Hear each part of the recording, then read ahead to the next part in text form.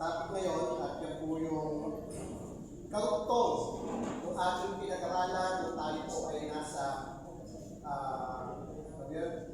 family day. No. Kasi natin po.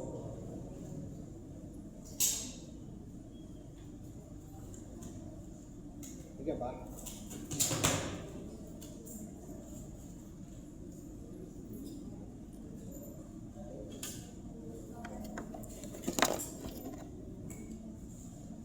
Ayun.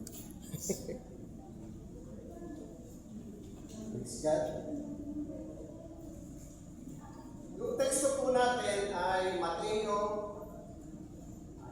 Baliktad siguro yan.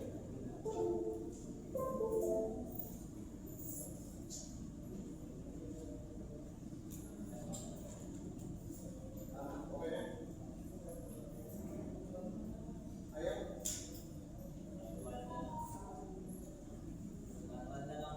Sige, baliktad. Sige. Ano na lang. Sige po, tayo po ay tuloy lahat. Ating pumasahin yung ating teksto na nasa ating screen. Yan po hanggang 16 po yan. Sige po, sabay-sabay natin basahin. 1, 2, 3. Kayo ang ilaw.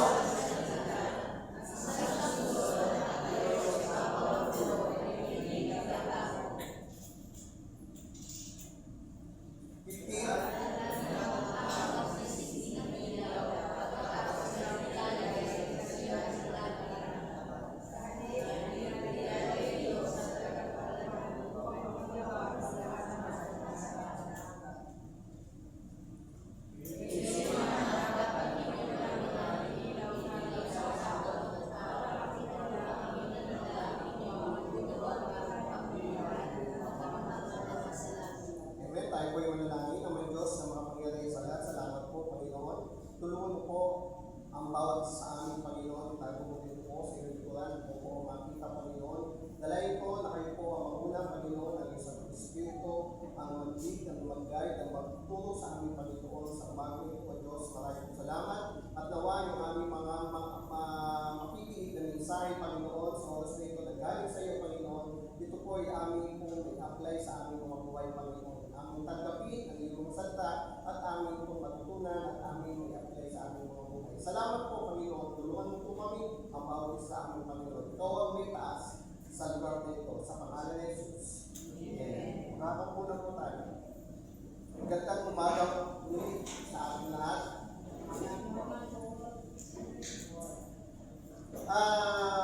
May tanong po, no? May tanong po yan sa ating introduction. Naranasan pa ninyo ang maglakad sa sobrang hilo? Sino dito nakaranas? Yung tipong round out, kayo po ay nasa isang probinsya o nasa isang liblib na lugar, walang poste, walang ilaw, kahit simpleng daan, talagang nakakatakot. Yung bang parang nagkamali ka ng hakbang ay ayaw mo. Sino nakaranas na gano'n?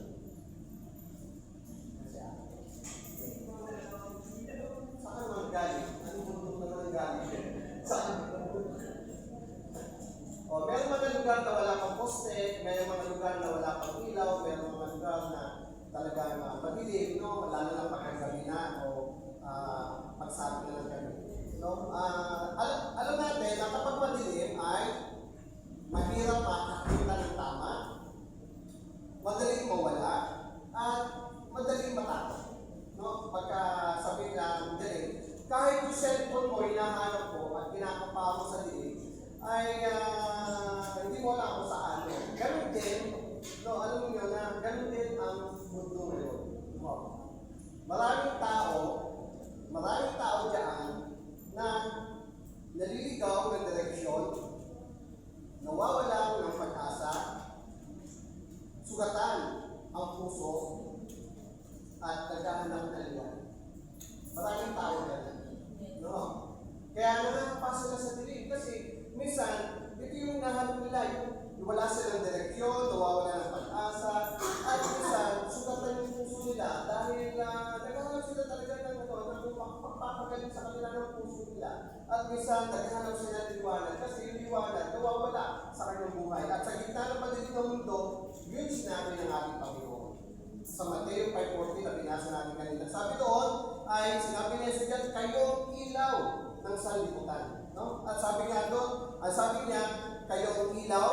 No? At hindi niya sinabi na kayo yung dagdag ilaw. Hindi niya sinabi, ikaw ang dagdag ng ilaw. Hindi rin sinabi na kayo yung option, hindi rin. Kundi ang sabi diyan, kayo ang ilaw. Tayo ang ilaw. Yan ang sinabi diyan. Di ba? Maliwanag, ibig sabihin may purpose yung buhay mo. Ibig sabihin may liwanag na gustong ipakita ang Diyos sa pamagitan mo. Sa pamagitan mo, pwede kang magliwanag. No? At sabi nga, may tanong nga dyan, may tanong na nagbibigay tayo, o nagbibigay pa tayo ng liwanag, o nagdadala din tayo ng dilim sa mundo. Tayo ba ay nagbibigay liwanag sa mundong ating ginagalawan, o ikaw ang nagbibigay ng dilim sa mundo? No? Kaya sa ating ikalwa na ikaw yung ilaw, ito yung iyong identity. Kung noon sa family day, sinabi natin na kayo ay mga asin, ay meron maging identity. Pero ngayon, ikaw ay ilaw, yun ang iyong identity. No? Kaya sabi dyan, kayo ang ilaw na sanlutan, sa lungsod na nakatayo sa ibabaw ng buhol, ay hindi maitatago. Malinaw po dyan na ang ilaw ay, ang ilaw ay sumisimbolo sa katotohanan, truth, sumisimbolo sa kabutihan, goodness, at lisensya ng Diyos sa buhay natin. No, yun ang ilaw. At ibig sabihin niyan, kung ikaw yung sumusunod kay Kristo, dapat nakikita sa buhay mo yung pagbabago. Ikaw ba sumusunod kay Kristo? Kailangan makita yung pagbabago sa buhay mo. Una, sabi doon, dapat sa ugali. Makita sa ugali. Dapat sa salita. Makita sa salita mo. Dapat makita rin sa gawa. Di ba? Magkakasama yun, yung tatlong yun. Hindi pwedeng salita lang, hindi pwedeng ugali lang, hindi pwedeng gawa. Kailangan sa ugali, sa salita, sa gawa, makita yung pagbabago na ipinagliliwanag dahil kay Kristo. Ayun po ba? Yes. Sa Pilipos, sabi niya sa Pilipos 2:15, sabi niya, upang kayo maging mga ulirang anak ng Diyos, matuwid at walang kapintasan sa gitna ng mga tao o panlilang at mga masasama sa ganyo'y magsisilbi kayong ilaw sa kanila tulad ng bituin ng minignig sa kalangitan. Tingin kayo sa kalangitan paggagabi. Meron kayong mga makikita mga bituin na merong sobrang liwanag. Amen? Meron mga bituin na medyo madilim o medyo hindi masyadong liwanag, di ba? Ngayon, sinasabi dyan, kasi yung lungsod na nakatayo sa burol ay hindi maitatago. Kasi, nung unang panahon, ang mga lungsod o yung mga bahay nakatago. Nung panahon na Jesus sa lungsod na nasa burol, ang mga nakatayo. Kita mula sa malayo. Ito po yung gabay doon sa mga lalakbay sa gabi. Ibig sabihin, hindi mo kaya itago ang tunay mong buhay kung may Diyos ka.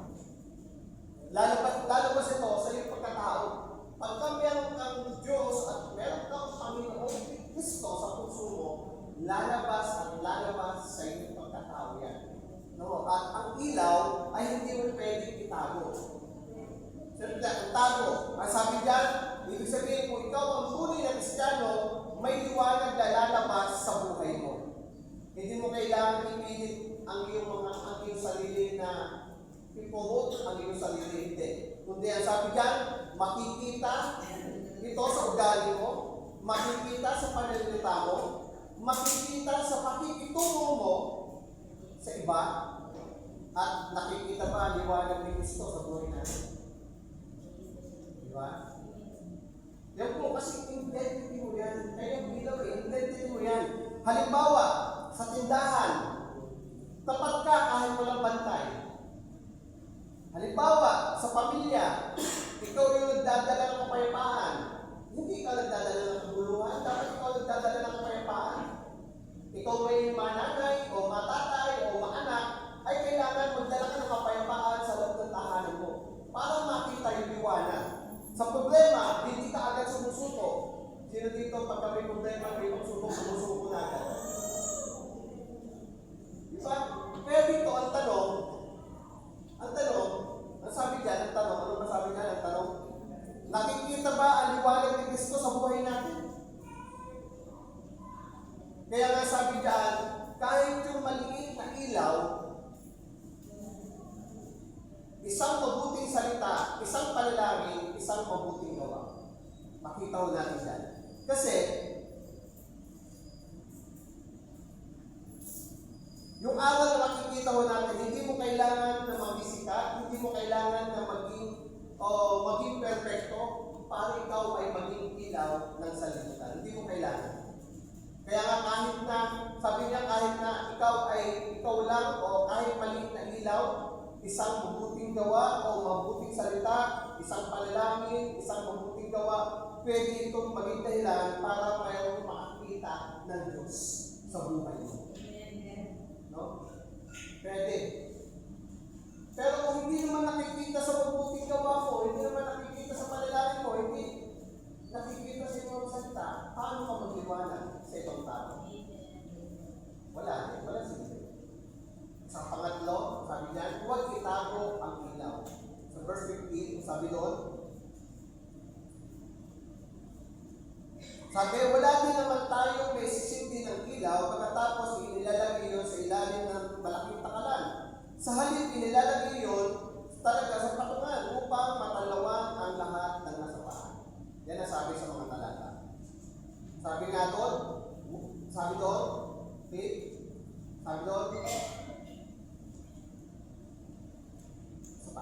yan, walang taong nagsisindi ng ilaw tapos itatago lang. Hindi mo nagsisindi ng ilaw tapos itatago lang sa ilalim. Siguro wala namang gano'n, no? Siguro malagang maglalagay yung gano'n. No? Ang sabi, ang ilaw ay ginagamit para ang law magbigay ng liwanag hindi para itago. Kaya gano'n. Ang ibig sabihin po nito, sa buhay natin, may liwanag na ibinibigay ang Diyos sa iyo. Ano yun? Yung pananampalataya mo, yung talento mo, yung kabutihan mo, yan ang ibinibigay sa iyo ng Diyos. Yan ang dapat na ipakita mo, yung pananampalataya mo, yung kabutihan mo, at yung talento mo. Kung ano man ang talento na nasa iyo, hindi ito para itago sa takot o hindi ito dapat itago dahil sa hiya at pagdududa. Ito ay para ipakita, ibahagi ito siya. Kita niyo yung mga bata? No, tingin na natin yung mga bata dito para umawit sa Panginoon. Sapagkat dati yung Panginoon, sila yung next generation na tatayo dito sa unahan na ito. At dyan tayo manonood para sa kanila. Gusto ba niyo yung mga anak ninyo nag-worship sa Panginoon? Siyempre gusto natin. Gusto ba niyo ang mga anak ninyo ay natututo sa aral ng Panginoon? Nag-worship, naglilid. Isang bagay yun na napakalaki na biyaya ng Panginoon, yung mga bata nito, kahit maliit pa, ay ginagamit na ng Panginoon. Para kita nila. Ang sabi dyan, unang Pedro, tunay, ang sabi dyan, ito'y para ipakita, ibahagi natin sa iba, ang sabi dyan, ngunit kayo isang langing, pililig, grupo na mahalikang pari, isang bansang nakalaan sa Diyos, sa bayang pag-aari ng Diyos, at upang magpahayag ng mga kahangahangang ginawa niya, siya ang tumawag sa inyo mula sa kadilimang patungo sa kanyang kahangahangang liwanag. Na sinabi, napakaliwanag, tinawag tayo hindi para manatili sa dili, kundi para magliwanag sa iba. Gumawa ng kamangang gawa, kundi inilalagay sa patungan ang nagbibigay lahat o nagbibigay ng liwanag sa lahat kung inilalagay mo ang iyong pagkakristyano doon sa magandang patungan para makita nila ang mabuti mong gawa at makita nila ang iyong pananampalataya. Ibig sabihin, ang buhay ng Kristiyano, ang sabi nga ng buhay ng Kristiyano ay nakikita. No, nakikita, hindi dapat nakatago. At sabi nga, hindi nakakatisod, hindi nakaka-discourage, kundi sabi pa dyan ay nakakatulong sa iba. Yan sabi niya. Kasi ang ilaw ay parang ano yan eh, minsan, merong mga Kristiyano na hindi makita. Paano? Hindi makita yung ilaw. Nahihiya mag-praise public, nahihiya magsabi ng Kristiyano ako, kaya ay nakikisabay sa maling gawain na para hindi maiba sila. O hindi sila maiba, hindi sila sabihan, order mo naman eh. Narito ka sa grupo ko eh, order mo naman. Dapat gumagawa ka rin ang ginagawa namin. Hindi. Kailangan, kung anong ginagawa nila, dapat hindi yung ginagawa. Kasi iba ka nga. Kasi para ng ilaw, pero tinakpan mo. Oo, ilaw ka nga ng salibutan. Ilaw ka, ikaw ang tinatawag. Pero ang nangyayari, tinatakpan mo. Tinatakpan mo. Kaya nga sabi ko, parang cellphone na mayroong flashlight. Cellphone na mayroong flashlight, pero nilagay mo sa bulsa habang madilim. Ano silbi nun? Nakabukas yung flashlight, pero hindi naman nagliliwanag sa iba o sa iyo. Kaya ano silbi nun? Hindi mo tinatago ang ilaw dahil maliit ito. Tinatago mo ito dahil siguro natatakot ka sa sasabihin ng iba. Dapat hindi natin. Parang ano yan, yung sabihin natin, maraming Kristiyano na may ilaw, pero natatakpan ng hiya. May talento, pero tinatago sa takot, o hindi ginagamit, o napapahiya, o merong pananalig, pero silent lang siya, o tahimik lang siya. Hindi nakikita. Kaya nga, dito, pinapakita lang dito na tandaan natin ang ilaw ay tinatakpan, hindi tinatakpan para hindi makita ng iba. Ang ilaw po, yan ang nakalagay sa magandang patungan. Kaya nga po, ang ilaw ay tinatakpan mo, walang silbi yan. No? Kaya nga sabi dyan, ano ang takalan sa buhay mo? Ano ang takalan sa buhay mo? Yan. Sabi nga, takot. Minsan takot, minsan hiya, o minsan yung opinion ng iba. Takot tayo kung ano sasabihin ng iba. Kristiyano ka, pero takot ka kung ano sasabihin ng iba. Pero dapat, hindi mo kasi hamon sa buhay mo yan. Hamon sa buhay. Saan ka dapat magliwanag? Saan ka dapat magliwanag? Sa pamilya, sa negosyo, at saan pa? Social media. Huwag kayong papatol. No? Kung merong mga post na inaakala mo kayo pinatatamaan, huwag mong replyan ng masama. No? Makikita ninyo yung identity o ng pagkatao ng isang tao sa kanilang post.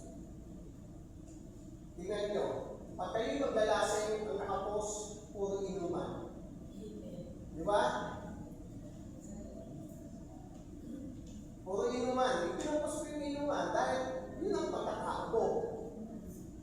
Kaya kung ano yung pinupost mo, ikaw yun. Pero kung pinupost mo yung salita ng Diyos, alam na this. Born again ito. Paano kapatid ng Biblia? Kaya makikita natin, hindi ka sinisindihan ng Diyos para itago. Sinisindihan niya para magbigay ng liwanag. No, nagbibigay ka ng liwanag. Kasi yung liwanag mo ay para sa iba. No? Sabi sa verse 16, sabi ka, ganyan din naman, dapat yung paliwanagin ang inyong ilaw sa harap ng mga tao upang makita nila ang inyong mabuting gawa at kapulihan ng inyong amang nasa langit. Yan, nakita natin yan. Sa verse niya, upang makita ng tao ang inyong mabuting gawa, liwanatiin ang inyong amang nasa langit. May tanong ako sa inyo. Yan, may tanong ako sa inyo. Naranasan mo ba na gumawa ng mabuti pero walang nakakapansin? Sino dito yan? Naranasan ba niyo? Yan. Naranasan ba niyo gumawa ng mabuti pero wala nakakapansin? O kaya naman gumawa ka ng mabuti pero ikaw ang pinuri? Sino yun? Gumawa ka ng mabuti pero ikaw ang pinuri. Ang masakit kasi kapag hindi ka napapansin, pero mas delikado kapag ikaw ang napansin, imbis na ang Diyos ang mapansin. Di ba? Ikaw lang yung napapansin, ikaw lang yung sikat, ikaw lang yung bida, Pero kung hindi napapansin, kasi sa panahon ngayon, gusto ng tao yung recognition. Gusto ng tao yung validation. Gusto ng tao yung like and share. Pero sabi ng Panginoon, sabi niya, upang makita ng mga tao ang inyong mabubuting gawa at luwalhatisin ang inyong amang nasa langit. Yan ang sinabi niya. Hindi niya sinabi para purihin kayo. Hindi niya sinabi para sumikat kayo. Kundi para makita nila ang Diyos sa buhay mo. Paggawa ng mabuti. Kasi ang liwanag mo, hindi para sumikat ka. Kundi para makita nila ang Diyos sa buhay mo. Yun yun. No, napakaliwanag nung salita ng Diyos upang makita ng mga tao ang inyong mabuting gawa. Yung mabuting gawa, hindi sinasabi ni Jesus dyan na magpakita tao ka o magpasikat ka. Ang sabi dyan, ang mabuting gawa, ang mabuting gawa mo ay dapat maging malinaw na ebidensya na ang Diyos ay kumikilos sa buhay natin. Diba? Yan ang sabi. At sabi nga, luluhatiin niya ang inyong amang nasa langit. Kasi ang tunay na layunin ng kabutihan ay hindi po para purihin ka o gumawa ka ng mabuti, pero pinuri ka ng tao, parang mali. Kundi para ituro ang papuri pabalik sa Diyos. Oo, matulungin kang tao, pero ikaw yung pinupuri, hindi ang Diyos. Ibig sabihin, kapag nakakita ka ng kabutihan mo, ang reaksyon nila dapat ang bait ng Diyos. No? Hindi sasabihin ng mga tao, ang bait mo naman. Di ba? Meron ganun, di ba? Yung dapat ang reaksyon nila, ang bait ng Diyos sa buhay niya.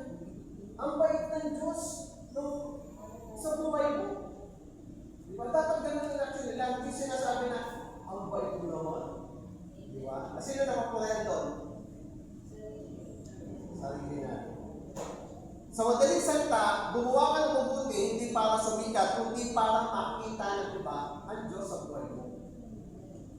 Sabi doon sa unang Pedro, sabi yan, mamuhay kayo ng maayos sa gitna ng mga hintil upang makita o upang kahit pinalalatangan nila kayong masama kapag nakita nila ang iyong mabuting gawa, ay magpupuri sila sa Diyos sa araw ng kanyang paghuhukom. Sa Kolosas, tingnan natin.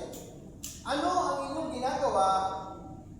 Ano man ang inyong ginagawa, gawin ninyo ng buong puso para sa Panginoon, kayo naglilingkod at hindi sa tao. Yan, napakaganda ng mga talatang yan, hindi, sabi doon, hindi mali yung gumawa ng mabuti.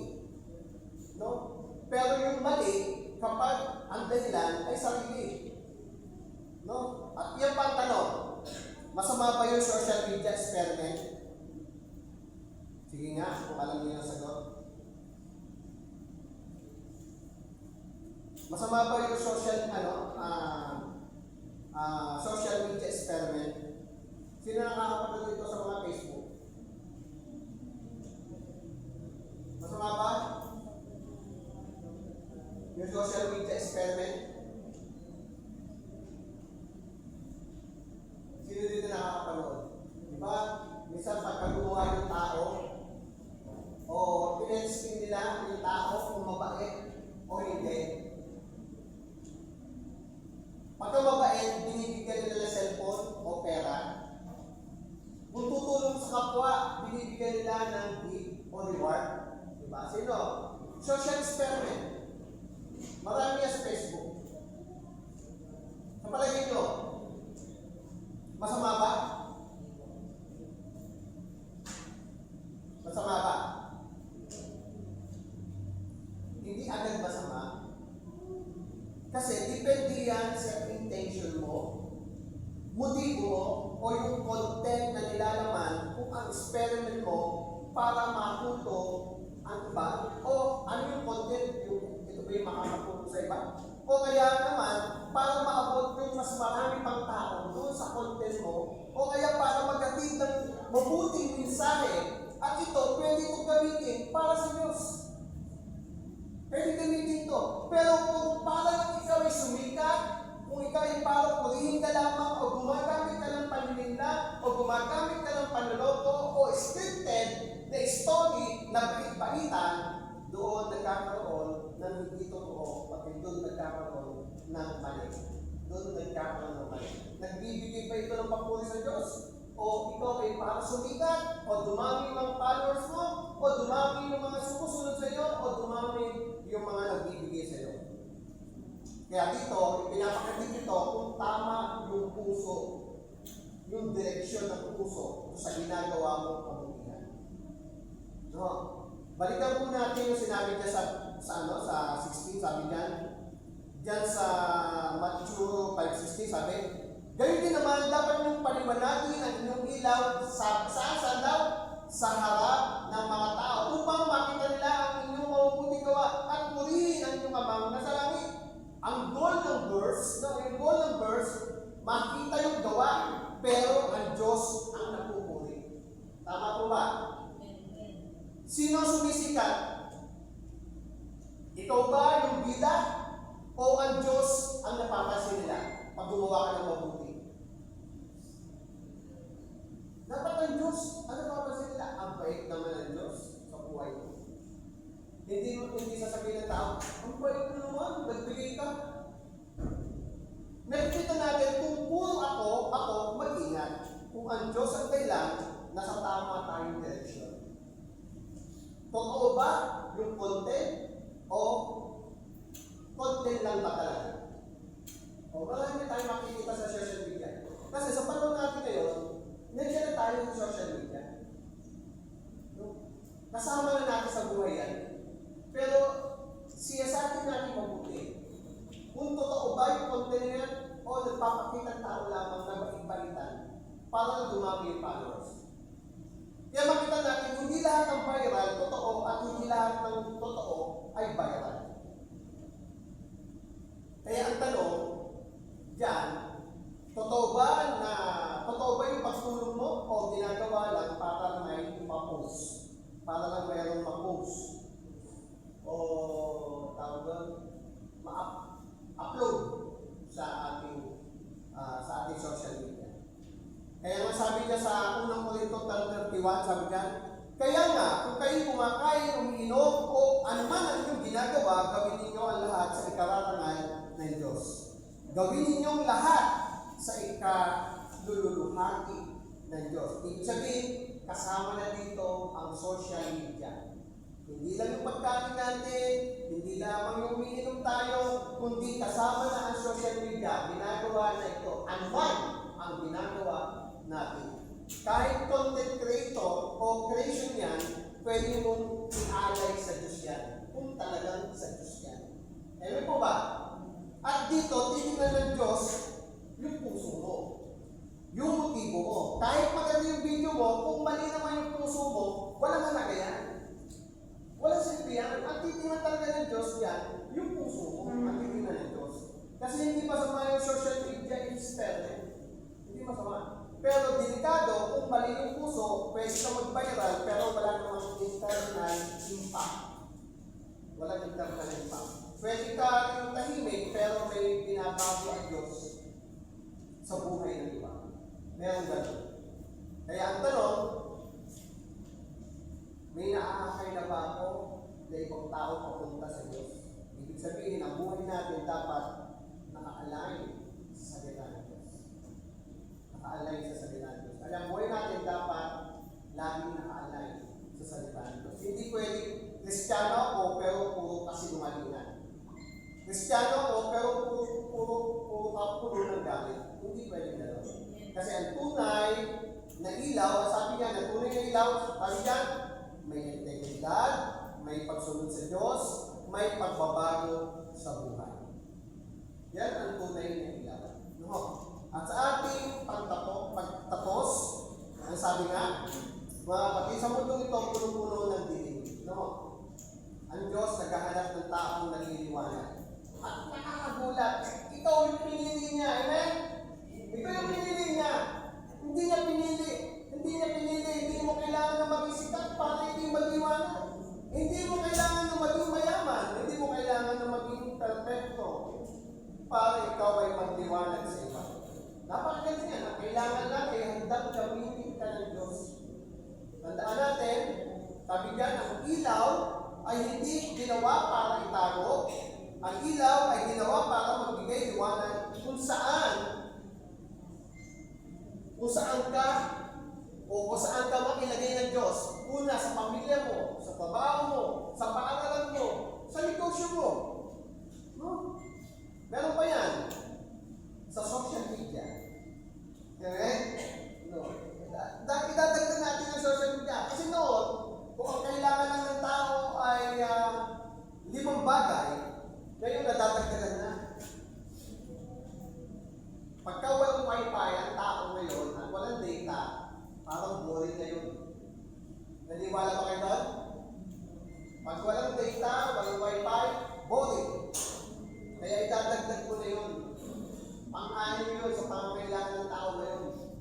Kaya dito, makikita natin na magliwanag ka para kay Kristo. Dahil maaring ikaw yung sagot sa kadiliman ng isang tao, ikaw yung encouragement na nawawala ng pag-asa, ikaw ang daan para may makakita sa ating Panginoon. Ayun po ba? Kaya yan, ang sabi ng ating Panginoon Jesus, makita ng mga tao ng ating mga mabubuting gawa para ibalakingin ang ating amang kasalanan. Hindi para mapunin tayo, kundi para makita nila ang Diyos sa ating mga buhay. Ayun po ba? At dito, huwag mong itago ang ilaw mo, huwag mong hayaang patayin ng mundo ang ilaw mo. Magliwanag ka dahil may taong nangangailangan ng liwanag ni Kristo sa buhay mo. At hindi mo kailangan maging perfecto, sabi natin kanina, at hindi mo kailangan na maging mayaman para magliwanag. Kailangan mo lang na hayaan si Jesus ay magliwanag sa iyong buhay. Praise God. Meron po tayo natutunan doon sa ating pinag-aralan. Hindi natin i-discuss yan. Kasi meron tayo isang programa. Amen? Praise God? Sige po, tayo po ay manalangin. Praise God. Panginoon, salamat po ng maraming Panginoon sa mga salita mo ngayon ngayon. Panginoon, salamat po sa mga salita na kami ang ilaw. Pero inaan po namin minsan, tinatago namin ito. Patawarin mo kami, Panginoon, sa mga pagkakataon na nahihiya kami, Panginoon, na ipakita ang aming ilaw, Panginoon. At salamat po sa sibulangan ng Panginoon. Gamitin mo kami, gamitin mo po ang aming mga buhay, gamitin mo po, Panginoon, ang aming patotoo, Panginoon, sa aming mga pamilya, sa aming komunidad, sa aming barangay, sa lahat ng aming kakilala, maging sa social media, Panginoon. Tulungan mo kami. Gamitin mo kami upang makita ng ibang tao at hindi para kami po ang papurihan, kundi ikaw ang papurihan, Panginoon. Maraming salamat, Panginoon. Tulungan mo po kami para may-alay namin ang aming mga buhay sa iyo at maipakita namin na kami ang ilaw, Panginoon, na ibinigay mo sa Panginoon, sa bawat isa sa aming Panginoon, bagamat kami magliliwanag dahil sa iyo, Diyos. Maraming salamat, Panginoon. Ito po ang aming mga panalangin, Panginoon, sa pangalan ni Jesus. Lahat po yung magsabi na, Amen.